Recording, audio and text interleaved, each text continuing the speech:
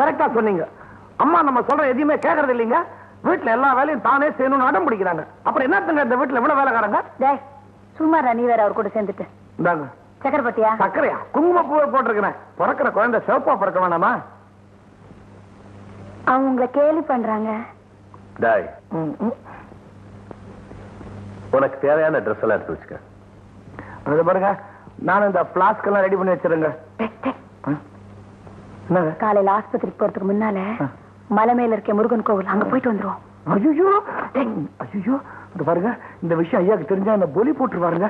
ஐயா காலையில் தூங்கிட்டு இருப்பார்ல, 4:30 மணிக்கு எந்திரிச்சு அவர் முழிச்சுக்கிறதுக்கு முன்னாடி திரும்பி வந்துடலாம்டா. இல்லைங்க, வேண்டாங்க. அந்த கோயில்ல படி எல்லாம் இருக்குதுங்க, வேண்டாங்க. ஏன் வேணா? எனக்கு என்ன ஆயிடுச்சு? இந்த நிலைமையில நீங்க போக கூடாதுங்க. சும்மா நான் சொல்ற பேச்ச கேளு. கோவிலுக்கு போயிட்டு வந்ததுக்கு அப்புறம் தான் ஆஸ்பத்திரிக்கு வருவேன். நான் வேண்டிக்கிட்டு இருக்கிறேன். எந்திரிச்சு போறேன். என்னங்க இங்க பாருங்க, உஸ்மான் எனக்கு தொல்லை கொடுக்குறான். நீங்க எந்திரிக்கிறதுக்கு முன்னாடி நான் வந்துடுறேன்.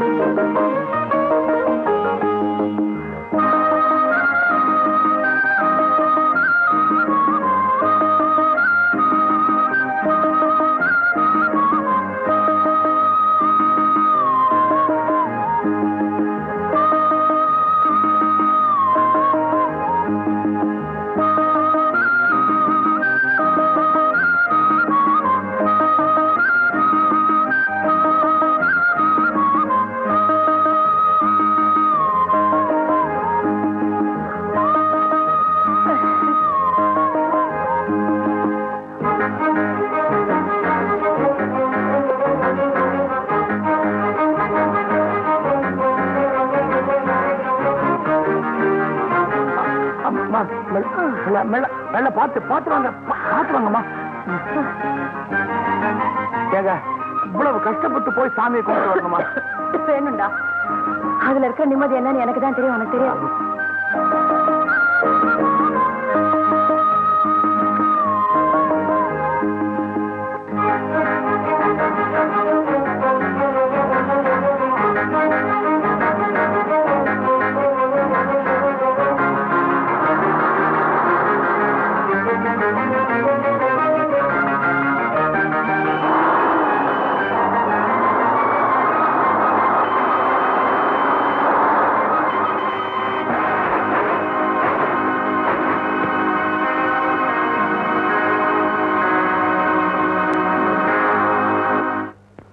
இந்த ஆக்சிடென்ட் உங்க வாழ்க்கை ரொம்ப பாதிச்சிருச்சு டாக்டர். உங்க மனைவி வயித்துல இருந்த குழந்தை இறந்தது மட்டும் இல்ல,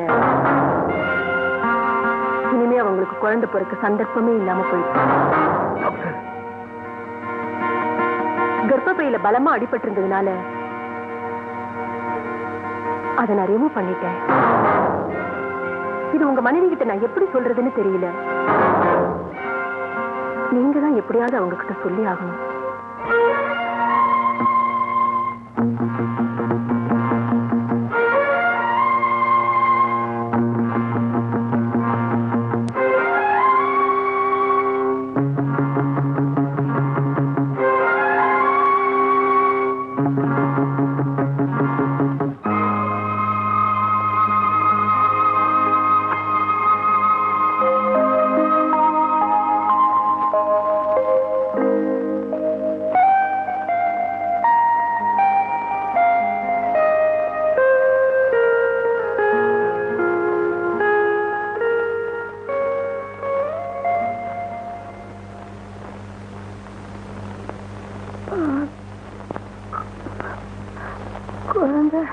குழந்தை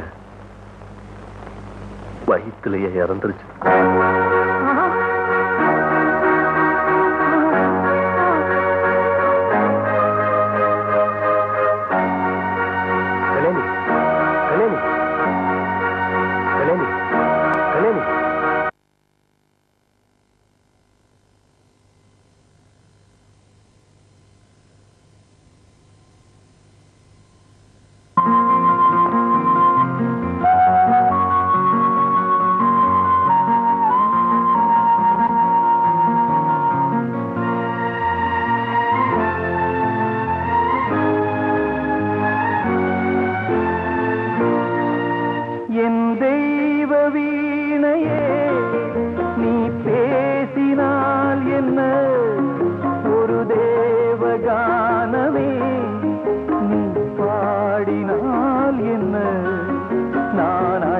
குரல் கேட்குமா உன் அமுத விழி பார்க்குமா என் தெய்வ வீணையே நீ பேசினால் என்ன ஒரு தேவகானமே நீ பாடினால் என்ன நான் அழைத்த குரல் கேட்குமா உன் அமுத விழி பார்க்குமா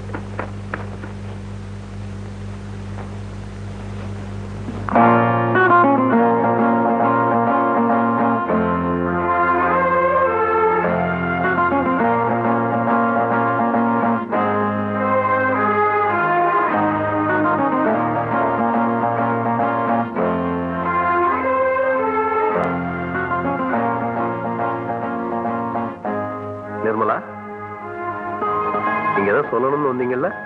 ஒண்ணும் இல்ல சார். ஏன் நீங்க ரொம்ப டல்லா இருக்கீங்க? நாளைக்கு எங்களுடைய 13வது வெட்டிங் அனிவர்சரி. ஒவ்வொரு வருஷமும் நாங்க அதை கொண்டாடும் போதெல்லாம் இந்த வருஷம் குழந்தை பிறந்துரும், அடுத்த வருஷம் குழந்தை பிறந்துரும் ஒரு எதிர்பார்ப்பு இருந்துச்சு. அதுக்கு இப்ப முட்டுப்புள்ளி வச்சாச்சு. Sorry sir. மேடம் இப்ப எப்படி இருக்காங்க? பரவாயில்ல,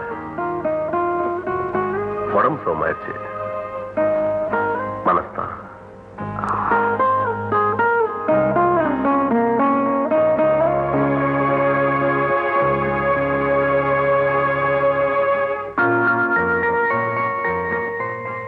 என்னங்க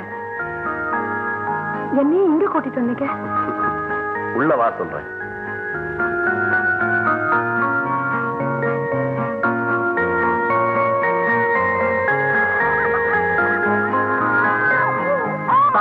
வணக்கங்க, இது என் ஒய்ஃப், பேரு கல்யாணம். அப்படியா?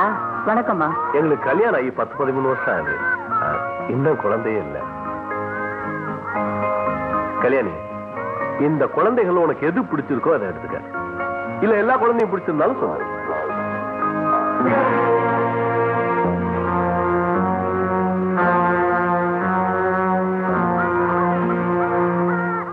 என்னதான் இருந்தாலும் நீ அப்படி வந்திருக்கவே கூடாது. ஆசிரமத்தில் இருந்த அவங்க எல்லாம் எந்த அளவு வருத்தப்பட்டிருப்பாங்க. நான் எந்த அளவுக்கு வேதனைப்படுறேன் நீங்க கொஞ்சம் கூட யோசனை பண்ணி பார்க்கல. இதுல வேதனைப்படுறதுக்கு என்ன இருக்கு? நமக்கு குழந்தை இல்ல, ஒரு குழந்தைய தத்து எடுத்துக்க போறோம். என்னங்க நீங்க பேசுறது? ஏதோ விபத்துல நான் என் குழந்தைய இழந்துட்டு அதுக்காக நீங்க என்ன இந்த அளவுக்கு அவமானப்படுத்தணுமா? கல்யாணி, நீங்க செஞ்சது நியாயமா படுறதா நல்லா யோசிங்க. திடீர்னு புறப்பட்டீங்க, என்ன கொண்டு போய் ஆசிரமத்துல அந்த அம்மாவுக்கு முன்னாடி ஒரு பிச்சை கரிமாக நிறுத்தினீங்க. இவதான் என் பொண்டாட்டி, எனக்கு ஒரு புள்ள பத்து கொடுக்க வக்கு இல்லாதவா, அவளுக்கு ஒரு குழந்தை கொடுங்க. நான் ஒண்ணு மலடி இல்லைங்க, நானும் ஒரு மாஜி தாய் தான். 10 மாசம் நானும் சுமந்த இல்ல, என்ன சரியில்லை, என் குழந்தை 13 வருஷம் பொறுத்தீங்கல்ல, அடுத்த வருஷம் எனக்கு ஒரு குழந்தை பிறக்காதா? ஒரு வருஷம் உங்களால காத்திருக்க முடியாதா? இன்னும் எத்தனை வருஷம் பொறுத்திருந்தாலும் பிரயோஜனமே இல்லை. அன்னைக்கு நடந்த விபத்துல நீ இழந்தது நம்முடைய குழந்தைய மட்டும் இல்ல, உன் கர்ப்ப பையன் தான். இனி நீ தாயாகிறதுக்கு சந்தர்ப்பமே இல்லை கல்யாணி.